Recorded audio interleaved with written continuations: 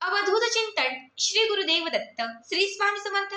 तुम्हा सर्वांचं आपल्या स्वामी शक्ती या चॅनलमध्ये मनापासून स्वागत आहे. स्वामी तुम्हा सर्वांच्या सर्व चांगल्या इच्छा पूर्ण करोत एवढीच स्वामींच्या चरणी प्रार्थना करते आणि आपल्या आजच्या या नवीन आणि सुंदर व्हिडिओला पुन्हा एकदा नव्याने सुरुवात करते. भक्तांनो, बघाच गुरुवार. खरं तर गुरुवार हा सगळ्याच स्वामी भक्तांच्या अगदी आवडीचा दिवस, कारण हा आहे आपल्या गुरूंचा दिवस. बघा, गुरुवारच्या दिवशी आपण श्री स्वामी समर्थ महाराजांची सेवा करतो. गुरुवारच्या दिवशी आपण दत्त महाराजांची आराधना करतो. तसंच गुरुवारचा दिवस हा भगवान श्रीहरी विष्णूंसाठी देखील समर्पित आहे. त्यामुळे या दिवशी आपण माता लक्ष्मीचेही व्रत करत असतो. त्याचबरोबर गुरुवारच्या दिवशी जर तुम्ही काही विशेष सेवा आणि उपाय केले तर तुमचा गुरुग्रह जो आहे तो मजबूत बनतो.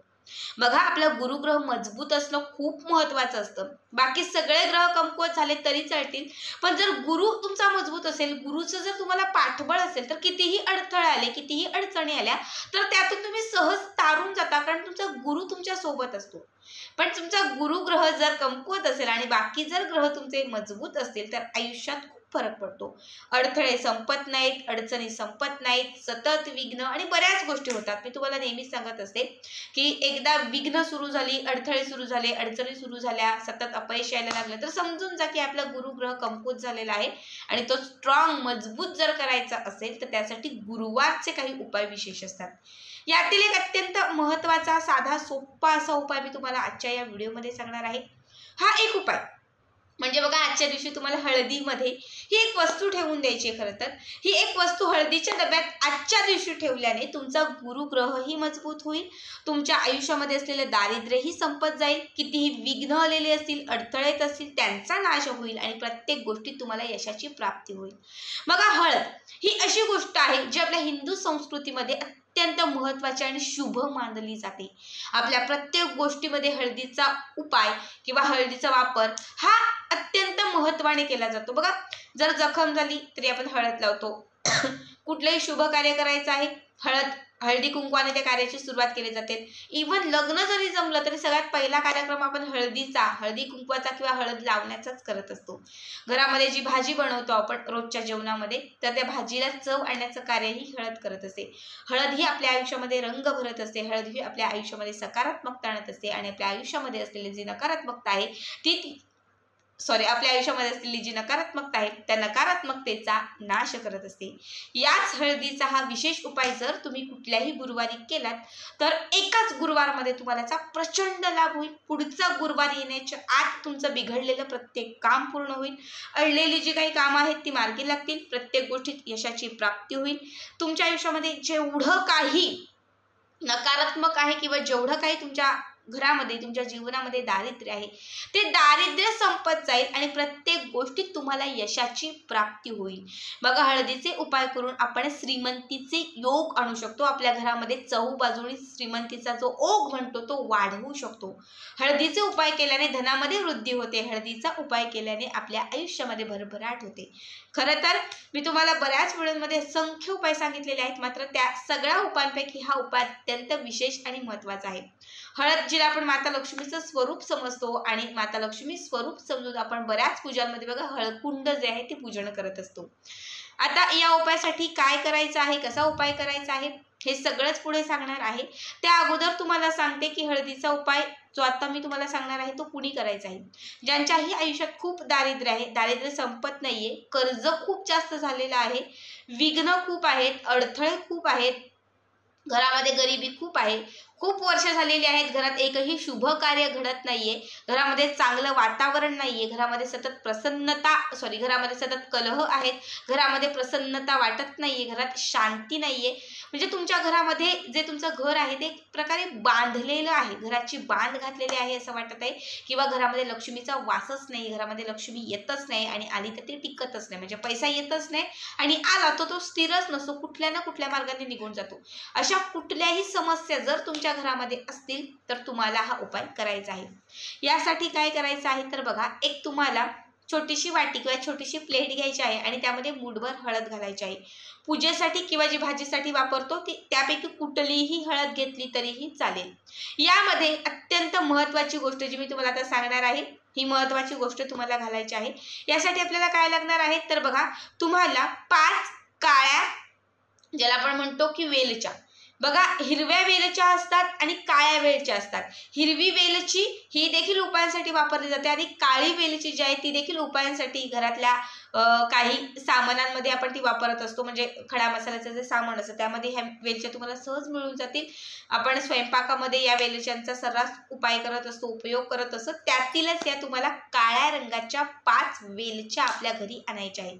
कुठल्याही गुरुवारी सायंकाळी 6 ते 9च्या दरम्यान हा उपाय करायचा आहे. सगळ्यात अगोदर देवघराच्या समोर शुद्ध तुपाचा दिवा प्रज्वलित करायचा आहे. त्यानंतर त्या वाटीमध्ये जी वाटी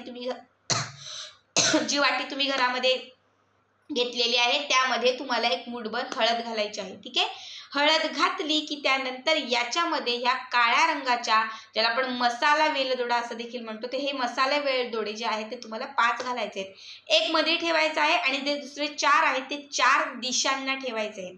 एक मध्यभागी सेंट्रलला आणि त्याच्या 4 कोनांना, 4 कोपऱ्यांना 4 वेलदोडे तुम्हाला ठेवून द्यायचे. त्याच्यामध्ये असे थोडेसे खोचून तुम्हाला ठेवून द्यायचे आहेत. ठीक आहे, यानंतर काय करायचं तर लक्ष्मी स्वरूप समजून तुम्हाला या हळदीचं आणि त्या मसाला वेलदोड्यांचं पूजन करायचंय.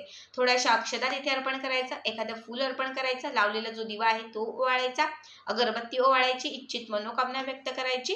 त्यानंतर तुम्हाला 1 वेळा गायत्री मंत्र, 1 वेळा तुम्हाला व्यंकटेश स्तोत्र आणि 7 वेळा तुम्हाला महालक्ष्मी अष्टकं म्हणायचं आहे. ठीक आहे, या 3 सेवा तुम्हाला फक्त करायच्या आहेत. सांगे 15 ते 20 मिनिटं फार तुम्हाला लागतील. हे करून झालं की त्यानंतर ती जी प्लेट आपण घेतलेली आहे ज्यामध्ये आपण हळद आणि वेलदोडे ठेवलेले आहेत त्याच्यावरती एक तुम्हाला केळीचं पान ठेवून द्यायचं आहे. आपल्या घराच्या आजूबाजूला कुठेही केळीचं झाड असेल तर त्या केळीच्या झाडाचं पान तुम्हाला ठेवायचं आहे. पण लक्षात ठेवा त्या पानालाही आपल्याला हळदीचं लेपन करायचं आहे. म्हणजे आपण हळद कशी मिक्स करून पाण्यामध्ये मिक्स करतो आणि त्याचं लेपन आपण उंबरठ्याला किंवा इतर गोष्टींना करतो, कागदाला वगैरे लावतो, सेम त्याच पद्धतीने केळीचं एक पान तोडायचं छोटंसं आणि त्या पानाला पूर्ण तुम्हाला पिवळ्या रंगाचं बनवायचं, म्हणजे हळद लावून पूर्ण तुम्हाला ते पिवळं करायचं आहे आणि हे पान तुम्हाला त्या वेलदोड्यांवरती झाकून ठेवायचं आहे. ठीक आहे, हे तुम्ही पहिल्या गुरुवारी करायचं आहे. दुसऱ्या दिवशी म्हणजे आज मी हे केलं तर उद्याच्या दिवशी शुक्रवारच्या दिवशी जेव्हा सकाळी उठाल, स्वच्छ स्नान वगैरे कराल, त्यानंतर काय करायचं आहे, हे केळीचं पान जे आहे ते बाजूला काढायचं आहे. हळद कुंकू पुन्हा एकदा तुम्हाला त्या हळदीवरती, त्या वेलदोड्यांवरती तुम्हाला अर्पण करायचं आहे, अक्षता अर्पण करायचे आहेत, इच्छित मनोकामना व्यक्त करायची आहे, महालक्ष्मी अष्टकं म्हणायचं, गायत्री मंत्र म्हणायचं, व्यंकटेश स्तोत्र म्हणायचं. ह्या सेवा करून झाल्या की त्यानंतर पुन्हा ते केळीचं पान जे आहे ते त्याच्यावरती ठेवून द्यायचं. असं सलग तुम्हाला 8 दिवस करायचं आहे. गुरुवारपासून गुरु, शुक्र, शनी, रवी, सोम, मंगळ, बुध, गुरु, पुढचा गुरुवार येईपर्यंत न चुकता रोज हे करत राहायचं. ह्या पाचही वेलच्या ज्या आहेत ह्या वेलच्या तुम्हाला या 8 दिवसात पूर्ण अभिमंत्रित करून घ्यायच्या आहेत. कुठलीही गोष्ट अभिमंत्रित केली तर ती आपल्यासाठी लवकर सिद्ध होते. त्यामुळे आपल्याला ह्या 8 दिवस न चुकता सेवा, मंत्र, जप हे सगळं करून त्या अभिमंत्रित करून घ्यायच्या आहेत. पुढचा गुरुवार जेव्हा येईल त्या गुरुवारी काय करायचं तर तुम्हाला छोट्या छोट्या पिवळ्या रंगाचे 4 वस्त्राचे तुकडे घ्यायचे, छोट्या पिवळ्या रंगाच्या 4 वस्त्राचे तुकडे, आणि त्यामध्ये तुम्हाला यातील एक वेलदोडा जो आहे तो ठेवून द्यायचा आहे आणि त्याच्या 4 चांगल्या पोटल्या करायच्या आहेत. एक घट्ट गाठ मारायची आणि त्याच्या 4 पोटल्या तयार करायच्या आणि ह्या पिवळ्या रंगाच्या तयार झालेल्या पोटल्या घराच्या आतील 4 दिशांना लावून ठेवायच्या. घराच्या आतील जे 4 कोपरे असतात या 4 कोपऱ्यांना तुम्हाला लावायचे आहेत. त्यानंतर शेवटचे एक वेलची शिल्लक राहील. ठीक आहे, शेवटचा एक मसाला वेलदोडा शिल्लक राहील, तो लाल रंगाच्या कापडात बांधायचा आहे. पहिल्या 4 ज्या आहेत 4 कोपऱ्यांना ठेवलेल्या त्या पिवळ्या रंगाच्या कापडात बांधायच्या आहेत आणि मध्यभागी ठेवलेला जो वेलदोडा आहे तो लाल रंगाच्या कापडामध्ये बांधायचा आहे.